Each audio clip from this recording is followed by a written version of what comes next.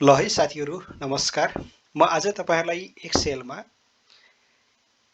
एउटा form data form कसरी तयार गरिन्छ र फिलअप कसरी गर्ने, अटोमेटिक डेटा फर्म कसरी बनाइन्छ भन्ने विषयमा म तपाईँहरूलाई चाहिँ सिकाउन गइरहेको छु। र यहाँहरूले अहिले मेरो एक्सेलको वर्कबुक हेरिराख्नु भएको छ। यसमा सर्वप्रथम त मैले यसलाई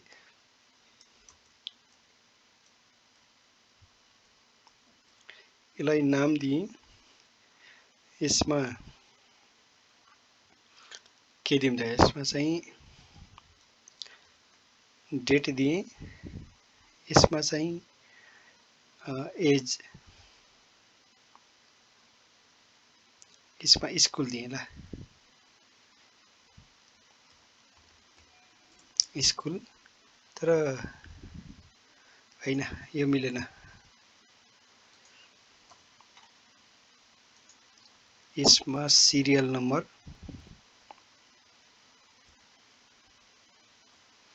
यसमा नेम, यसमा क्वान्टिटी, यसमा रेट, यसमा टोटल। भइसकेपछि मैले यसलाई यसरी चाहिँ यसलाई टेबलमा परिणत गर्छु। टेबलमा परिणत गरिसकेपछि यहाँ हामीहरूले अलिकति युनिक आकर्षक देखाउनको लागि मैले यसलाई कलरमा फिल गर्छु। कलरफुल फर्मेटमा चाहिँ तपाईहरुको चेन्ज गर्छु। यहाँ हेडर छ, यहाँ देखिसक्नु भएको छ। र यसलाई 1 नम्बर, यसलाई 2 नम्बर, 1 र 2 गरेर म यहाँसम्म गएँ। 12 नम्बरसम्म भयो। यहाँ नाम हुन्छ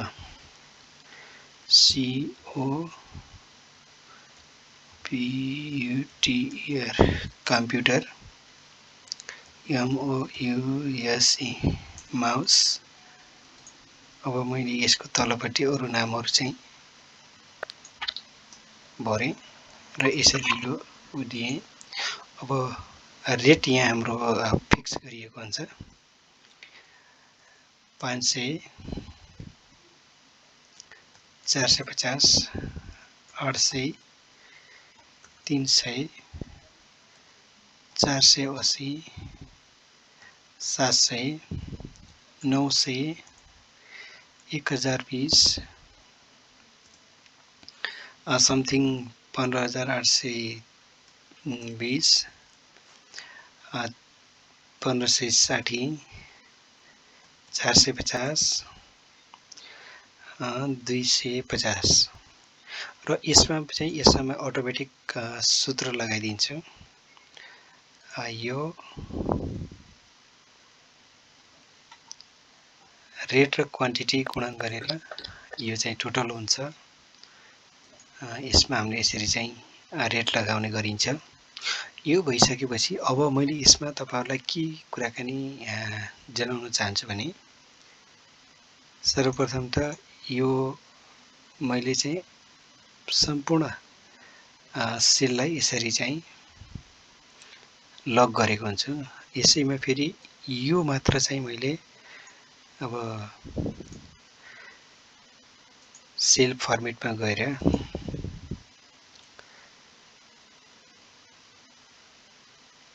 हिडन र लक इट सेल यसरी गरिसकेपछि अब यहाँ तपाईहरुले देख्न सक्नुहुन्छ कि अहिले म यहाँ भर्छु, अटोमेटिक यता आउँछ।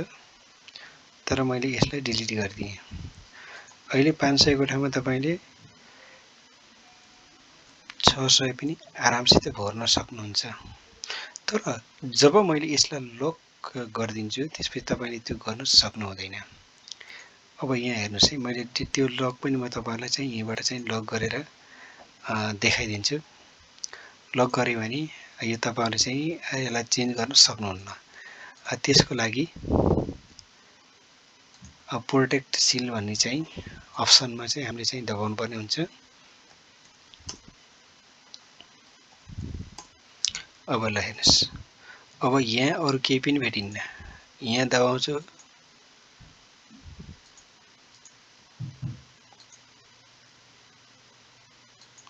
अब यहाँ दबाएर तपाईले यहाँ दबाउन चाहिँ अझै सक्नुहुन्छ। अब यहाँ दबाएर तपाईले दबाउनु मिलेन।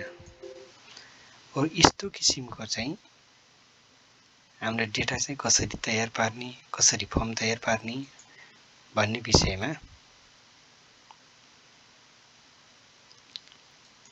सर्वप्रथम यहाँ हामीले सबैले चाहिँ यसलाई चाहिँ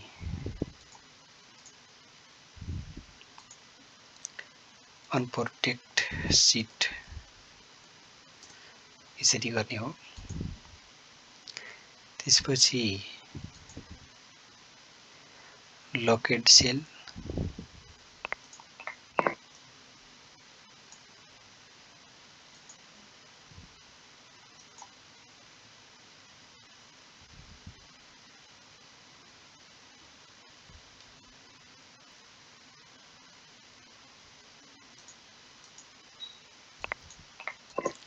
अब यहाँ तपाईले चाहिँ फेरि हेर्न सक्नुहुन्छ। यस्तो गरेर ले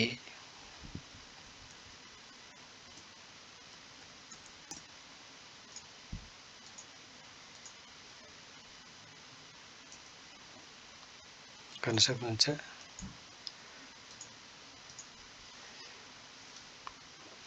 अब यसको लागि पनि हामी फेरि अब अहिले त्यहाँ हामी भर्न सक्यौं, तर अन्त पनि भर्न नमिल्ने गरेर यो बनाउँदै छौं। हेर्नुस् है,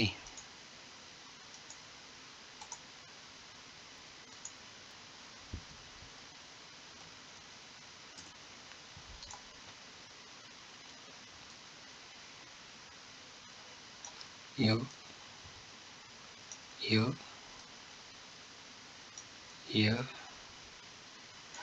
यो चाहिँ लक सेल,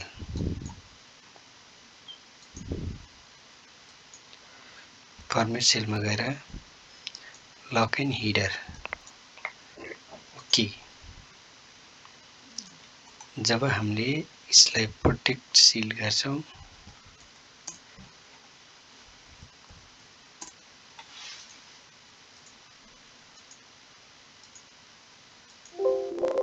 देख्नुभयो त। अब म यहाँ चाहिँ भर्न सक्छु 500 वटा गयो, 400 वटा गयो, 550 वटा गयो, 600 वटा गयो, 800 वटा गयो, 300 वटा गयो, यति गयो हैन, यसरी गयो भन्ने चीज सबै हिसाब गरेर हामी यसरी चाहिँ यस्तो किसिमको डेटा पनि हामी माइक्रोसफ्ट एक्सेलमा बनाउन सक्छौं। त्यही भएर सबैजनाहरु यसरी चाहिँ जोडिन सक्नुहुन्छ है। मैले यहाँहरुलाई म यस्तो किसिमको चाहिँ डेटाहरु बनाएको म त्यही देखाइसके है त। हुन्छ है त। ल फेरि पनि तपाई मेरो उसमा चाहिँ जोडिनु भएको छैन भने तपाई फेरि जोडिन सक्नुहुन्छ है। यहाँ हेर्नुस्, राम्रोसँग हेर्नुस्, हामीले यसरी डेटा बनाएका छौं र तपाईलाई फेरि अर्को एउटा नयाँ ट्रिक्स पनि म तपाईलाई बताउन चाहन्छु। यहाँसम्म भरेको डेटा छ, यो डेटालाई फेरि हामी यहीँबाट समाएर यसरी ड्र्याग गर्यौं भने हटाउन पनि सक्छौं है। यहाँ जान्छौं, फेरि यहाँबाट यसरी चाहिँ हटायौं भने देख्नुभयो त, हामी यसरी पनि हटाउँछौं है। हो, यो चीज चाहिँ तपाईहरु सिक्न पर्ने कुराहरु यो हो, मेन विषय भनेको।